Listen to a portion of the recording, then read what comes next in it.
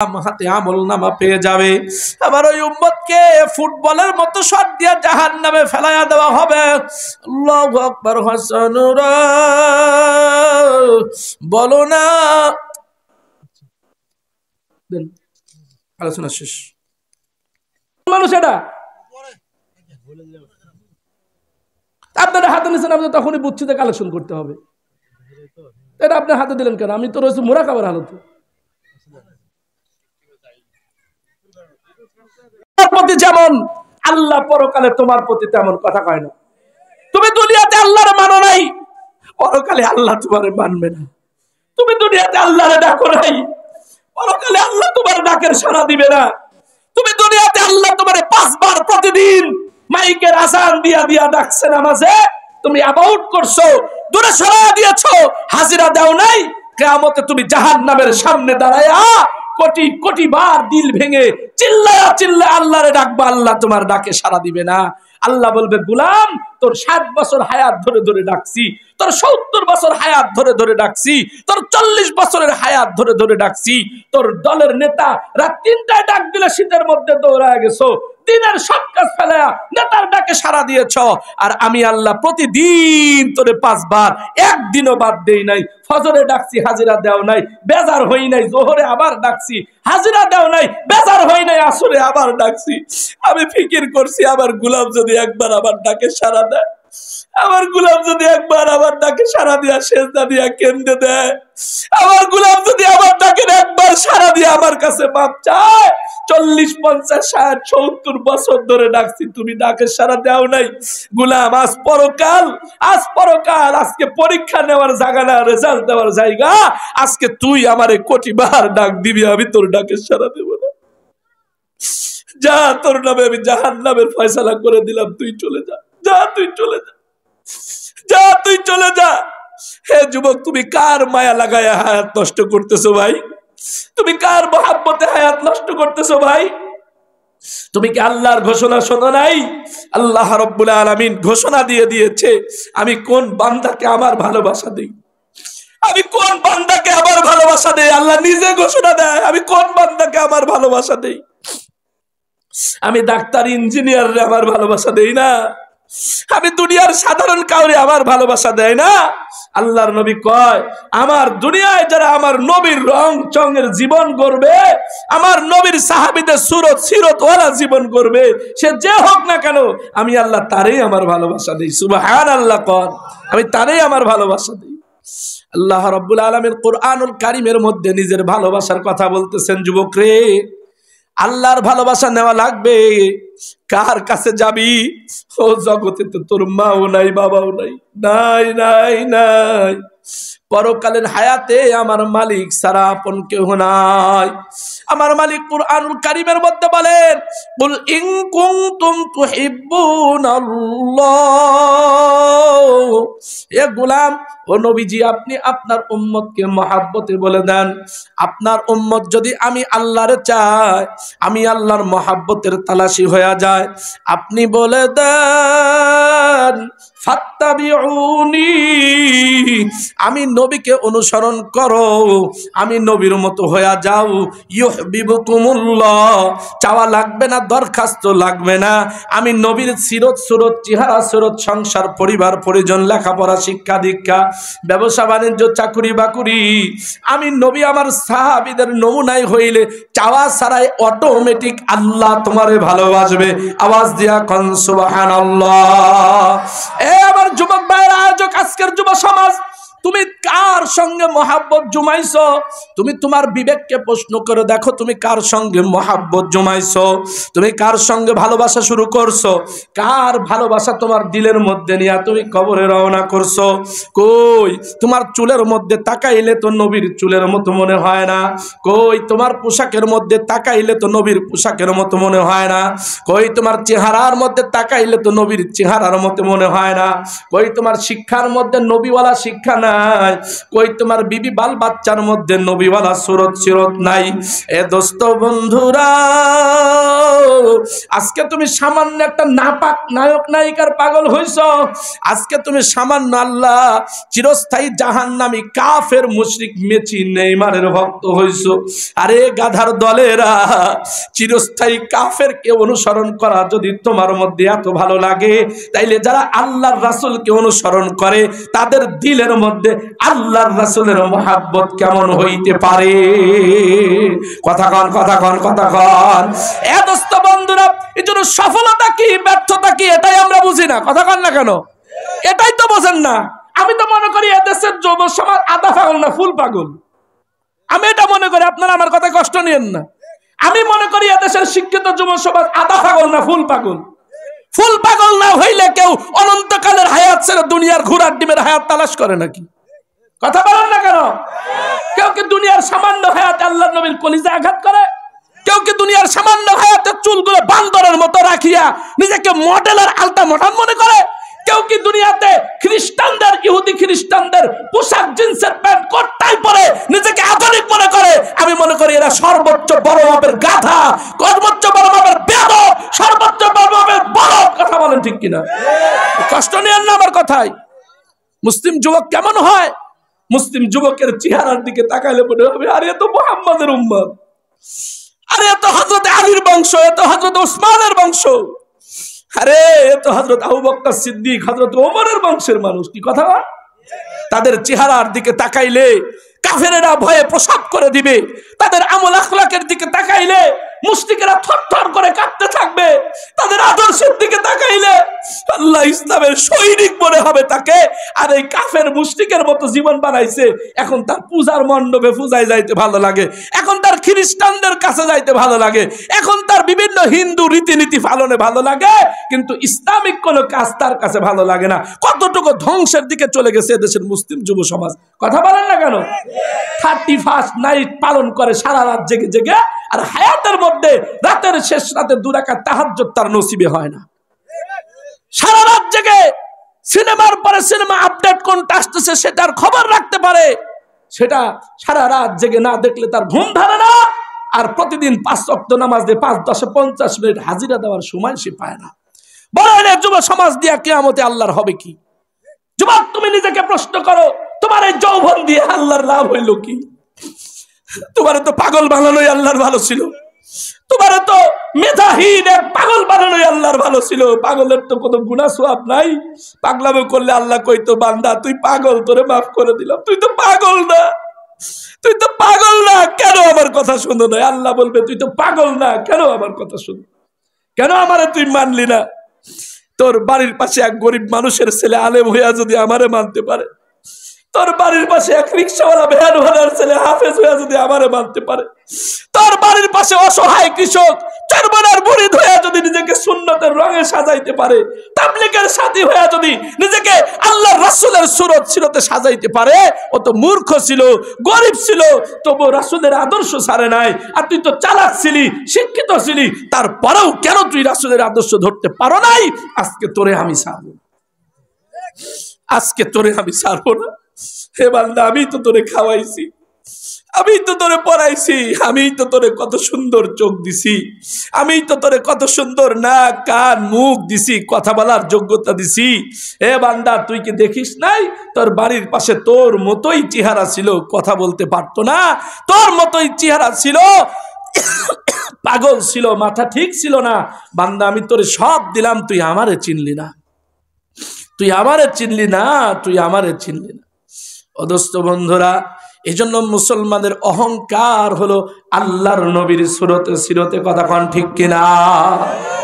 আমি তো মনে করি একজন আলতা মডার্ন যুবকের প্রধান কাজই নিজেকে সুন্নতের রং সাজানো। সুন্নত ছাড়া একজন মুসলিম যুবক মডার্ন হয় কেমন? আমি তাই তো বুঝি না। আমার নবীর থেকে বড় মডার্ন এই পৃথিবীতে কেউ আছে?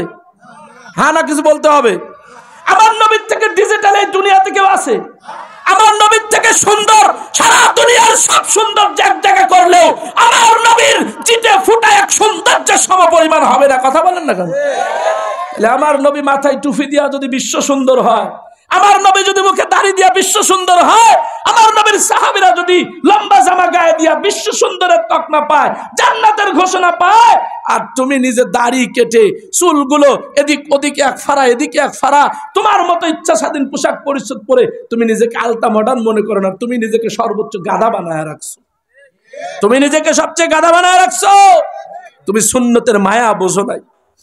আল্লাহর নবী কয়, উম্মত রে, আমার দাড়িওয়ালা উম্মতেরা যখন কবরে ঘুমায়া যাবে, এ আমার যুবক ভাইয়েরা বেজার হইও না, শোনা বেজার হইও না, আমরা তোমাদের শত্রু না। একজন আলেম কখনো তোমাদের শত্রু হইতে পারে না। কোন শিক্ষিত যুবক যদি দাঁড়ায় কোন হুজুর, এই শত মানুষের মধ্যে আপনি যদি আমার পাও ধরেন, তাহলে আমি দাড়ি রাখবো, সুন্নত মানবো, আর কোনোদিন কাটবো না। জান জান রাজি আছি। এত কম মানুষ না, কোটি কোটি মানুষের মাঝেও আপনার পাও জড়ায়া কেন্দ্রে দেব। হ্যাঁ দোস্তরে, আলেমরা আপনাদের শত্রু না। আলেমদের নসিহাত গুলো দিলের মধ্যে লাগায়া বাড়ি নিয়ে যাওয়া লাগবে। দোস্ত বন্ধুরা, নবীজি বলেন, উম্মত রে, দুনিয়ায় তুমি কি করছো না করছো একটাও তোমার সঙ্গে যাবে না। শিক্ষিত হইছো, শিক্ষার সার্টিফিকেট কবরে চলে না। আলেম হইছো, আলেমের আলেমগিরি কবরে চলে না। ডাক্তার ইঞ্জিনিয়ার পরিচয় কবরে দিয়া কোনো লাভ হবে না। আমার নবী কয়, উম্মতুরা, মুখের দাড়িটা কিন্তু সঙ্গেই যাবে। দাড়িহীন চেহারা নিয়ে কবরে যাও, আর দাড়িওয়ালা চেহারা নিয়ে কবরে যাও, ফেরেশতারা আল্লাহরে ডাক দিয়া বলবে, আল্লাহ রে, এই যে দাড়িওয়ালা সুন্নতওয়ালা চেহারা, এর যদি হিসাব নেই, হঠাৎ যদি ফেল মারে কি উপায় হবে? মনে হইতেছে তোমার নবীর উম্মত। আল্লাহু আকবার। আল্লাহ রাব্বুল আলামিন মহাব্বতে ফেরেশতাদেরকে কয়, ফেরেশতারা রে, আমার নবীর উম্মত মনে হয়? কয়, জি জি, দাড়ি দেখে মনে হইতেছে আপনার নবীর উম্মত। কয়, তাইলে প্রশ্ন করিস না। তাইলে ওরে প্রশ্ন করিস না। প্রশ্ন করলে যদি আবার গোলাপ ফেল মারিয়া বসে, আমার নবী কষ্ট পাবে।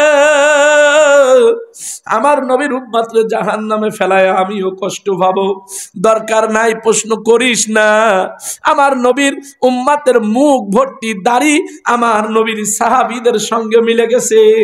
এতটুকু ওসিলা করে আমি ওর হায়াতের সব গুনাহগুলো মাফ করে দিলাম। দোস্ত বন্ধুরা, কেন নিজেকে সুন্নতের রঙে সাজাইতে পারতেছেন না? বাধা কোথায় আপনি খেয়াল করে দেখেন, বাধা কোথায়? আল্লাহ শয়তান আপনার দিলের মধ্যে বাধা দিয়া বসছে। ওই বাধার দেওয়াল ভাঙতে হবে। কথা বলেন ঠিক কিনা? ওই শয়তানের পাচির লাঠি দিয়া গুড়াইয়া দিতে হবে। কথা বলেন ঠিক কিনা? ওই শয়তানের পাশের লাঠি দিয়া ভাঙতে পারলে আল্লাহর নবীর পাওয়া যাবে। ওই শয়তানের ধোকাকে লাঠি দিয়া মারায়া দিতে পারলেই আবু বকর আর ওমরের বন্ধু হইয়া কবরে যাওয়া যাবে। সারাদিন এই ফিকির দোস্ত।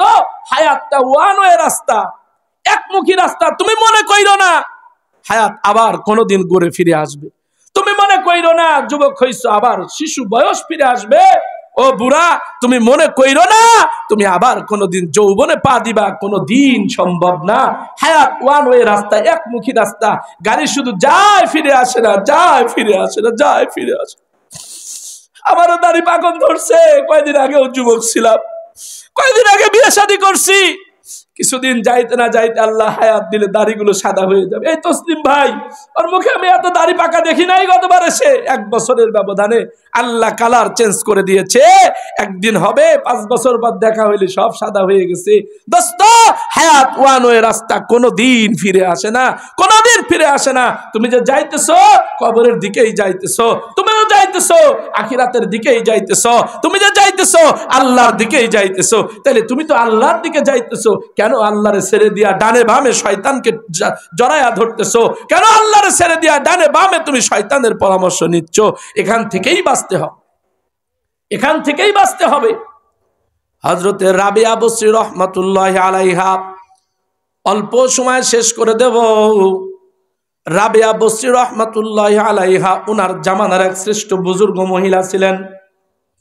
উনার জামানায় আরো একজন বুজুর্গ ছিলেন, নাম ছিল হাসানে বসরি। হাসান বসরি রহমাতুল্লাহ আলাইহি কেমন আল্লাহওয়ালা। হাসান বসরির যখন জন্ম হয়েছে, ছোট্ট শিশু নিয়ে হাসান বসরির বাবা হযরতে ওমরের কাছে গেছে। সুবহানাল্লাহ কোন। আমিরুল মুমিনিন ওমর বাচ্চাটা ওমরের হাতের মধ্যে দেয়া কয়, হুজুর ও খলিফাতুল মুসলিমিন, আমার সন্তানের একটা নাম রেখে দেন, আর আপনার মুখের লালা আমার সন্তানের জবানের মধ্যে আপনি একটু লাগায়া দেন। হযরতে ছোট্ট হাসান বসরিকে কোলের মধ্যে নিয়ে আমিরুল মুমিনিন ওমর কইতেছে, রে তোর সন্তান তো বড় সুন্দর, এত সুন্দর চেহারার মানুষের নাম হাসান না রাখলে হবে না। হাসান মানে সুন্দর। সুবহানাল্লাহ কোন। হযরতে ওমর নিজের মুখের লালা একটু হাসানের মুখের মধ্যে, শিশু হাসানের মুখে লাগায়া দিয়েছে। আল্লাহ হাসানে বসরি মুখের মধ্যে ওমরের লালা লাগছে।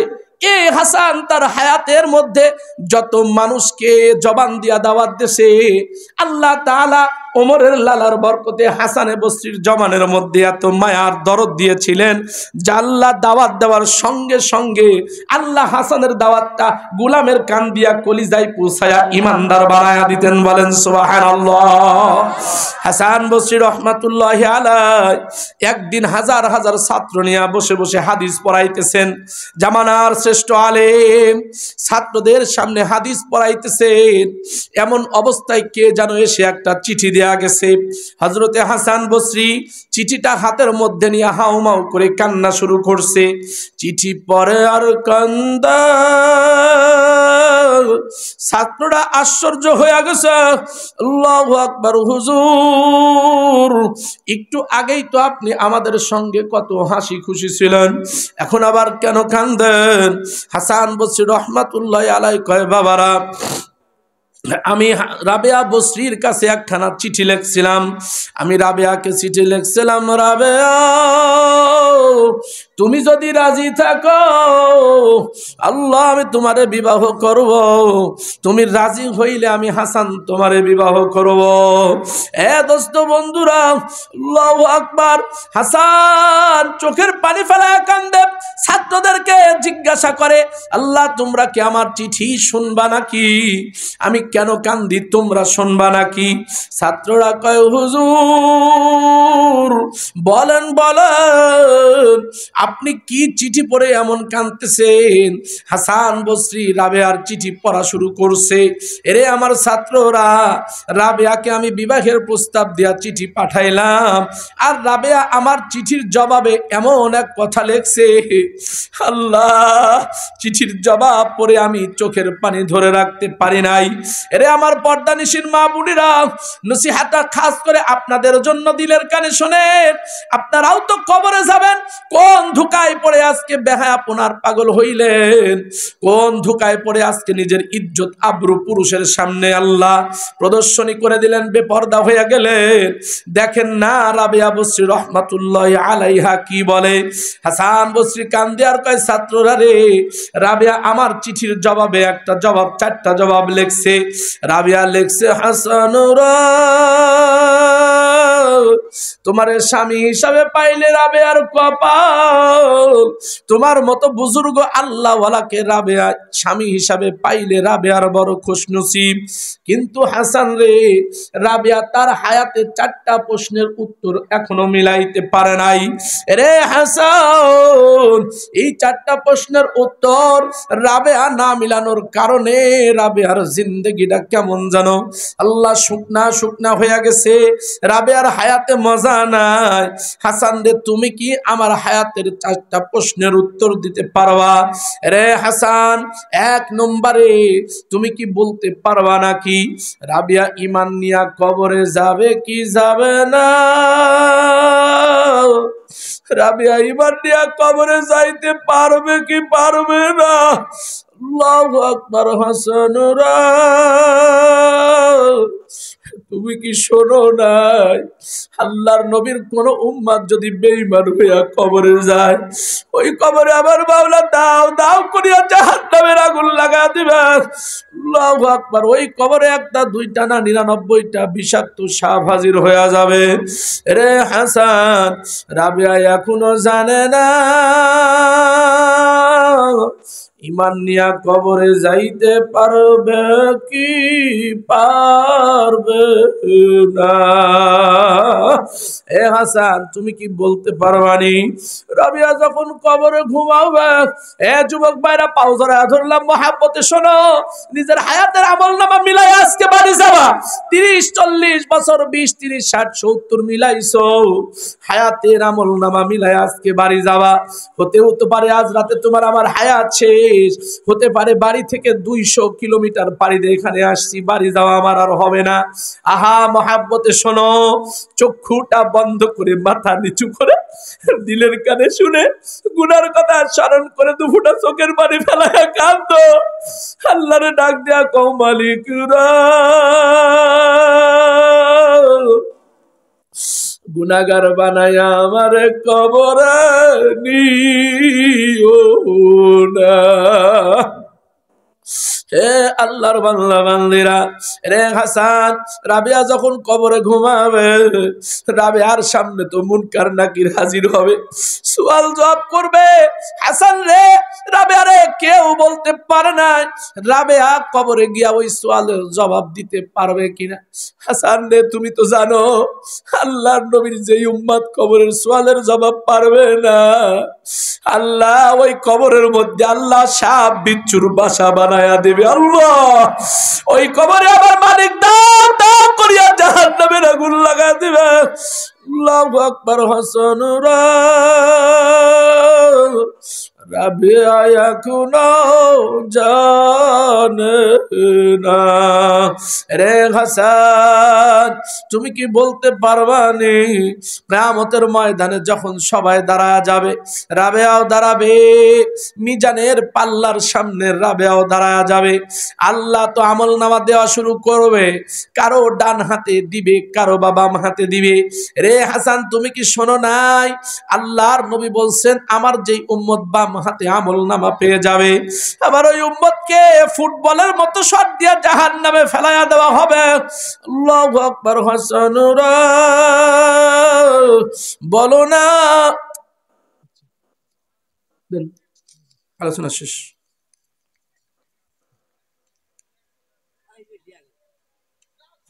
ভাই দান করেন, যে যা পারেন দান করেন।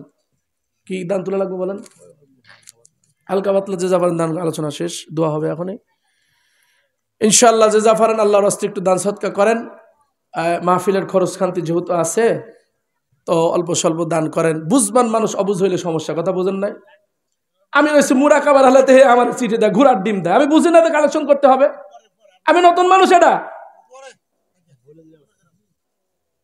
আপনারা হাতে নিচ্ছেন, আপনি তখনই বুঝছি যে কালেকশন করতে হবে। এটা আপনার হাতে দিলেন কেন? আমি তো রয়েছি মুরা কাবার হালতে।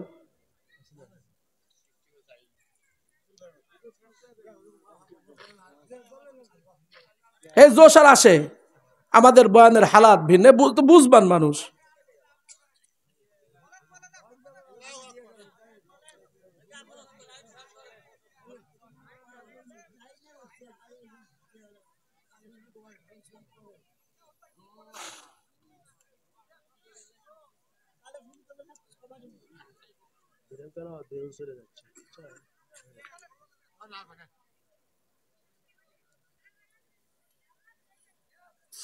আলহামদুলিল্লাহ ভাই, আল্লাহর রাস্তায় দান করেন। আমার ওয়াজের আর ওই জোশ ফিরবে না, এটা সম্ভব হবে না। আমি আপনাদের কাছে ক্ষমা চাই আন্তরিকভাবে। আল্লাহ হায়াতে রাখলে আবার কোনোদিন আলোচনা হবে। তো আপনাদেরই মাহফিল, এখানে যেহেতু আপনারা প্রতি বছর করতেছেন, এটার ব্যয় আপনাদেরই বেয়ার করতে হবে। আপনারা বেয়ার করেন ইনশাআল্লাহ। যার যতটুকু সম্ভব হয়, 100, 200, 500, 1000 এটা দান সদকা করেন ইনশাআল্লাহ। আসেন ভাই, মহব্বতে আসেন, কেউ 500, 1000 দিবেন, উঠে আসেন। দিয়ে শুরু করবেন কে কে? শুরু করবেন কে কে? ইনশাআল্লাহ আসেন, আসেন ভাই ইনশাআল্লাহ, আল্লাহর রাস্তায় আসেন। ও নামলেই হবে, 2 লক্ষ টাকা পেয়ে যাবে। ওর বুঝা আছে না? কথা ঠিক না? আমার টাকাটা তো আমি কালেকশন করে নিয়েই যাবো, টাকা কিন্তু যাবোই না, তাও করে হলেও বের করবো টাকাটা।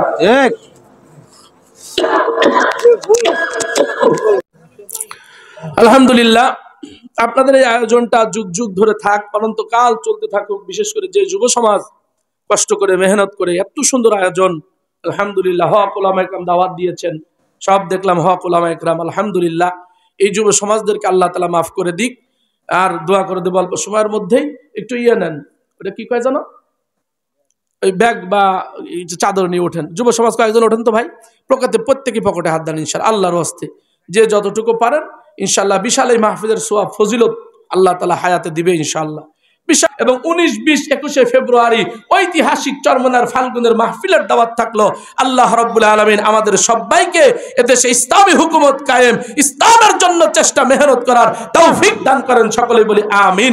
দরুদ শরীফ পড়ি। আল্লাহুম্মা সাল্লি আলা সাইয়্যিদিনা ওয়া নাবিয়্যিনা ওয়া শাফিঈনা ওয়া হাবিবিনা ওয়া মাওলানা মুহাম্মদ সাল্লাল্লাহু আলাইহি ওয়া আলা আলিহি ওয়া সাহাবিহি ওয়া বারাকা ওয়া সাল্লাম।